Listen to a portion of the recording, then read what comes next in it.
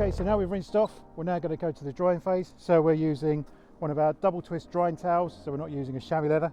And as we said previously, this has got a nice deep pile in it, so if there is any dirt, it is going to get stuck in there. I mean, how many times we've gone over the car? It's highly unlikely, but if there is, we're going to catch it in this and not scrape it all over the car. So what we want to do with the towel, just lay it on. You don't need to soak it like you do with chamois leather, which is the mistake some people make. So you just want to get it on the car, rub it all around, and then you just one nice smooth movement, just draw it off, turn it over, and then repeat the process. And then this will hopefully give you a finish with no watermarks. When you come to drying the sides of the vehicle, you can't do this place and drag, you just have to go over it like you would with a cloth, but you can do it on the roof. All the horizontal surfaces, if you use this method. And again, the reason for just doing it in nice straight lines is to avoid any swirl marks. So this towel should quite comfortably do this car, quite comfortably do something up to the size of say a 5 Series BMW or an E-Class Merc. If you've got a larger SUV, you may need to. You can soon tell when the towel is no longer effective because it's just not taking up any of the water. So now we're doing the sides. So obviously we can't drag across, so just using it like a normal cloth approach. Also do the glass, because if you don't dry the water off the glass, you'll have watermarks all over the glass, and you'll have a right job getting the glass clean.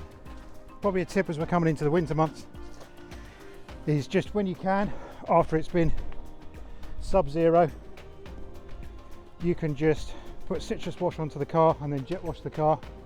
If you don't fancy getting hypothermia, doing a full wash, as long as you're rinsing that salt off. So you can do basically a bit of a cut back wash method until the weather conditions improve. Lovely clean looking BMW. So we've done 2 stages, so the pre-wash and then the contact wash. Yep. And just talk through the use of the Raceline products. So the citrus wash using the snow foam trigger, yep, or cannon, and then switching over after a rinse to the snow foam. Yep. And just a reminder, that's an either or if you wish, depending on how dirty the car is, or use both if you need to get lots of grime off the car.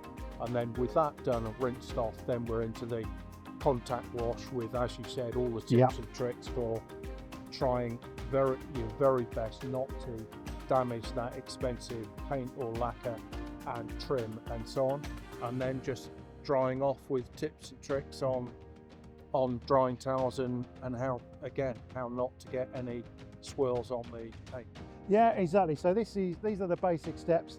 There are many other steps that can be added if you do a bit of research, and we'll probably go a bit further into the other stages that can be added either during the wash stage or in addition to these stages once we have dried the car off, but they'll be in future videos. But this gives you a very good basic way of washing your car, washing it well, and limiting the chances of you damaging your own car while you're washing it. So it's a good introduction to the products, and obviously the new Raceline products is giving you a more value entry into our brand, and as well we'll be having a trade account being set up as well, so there are things going to be coming up in the future.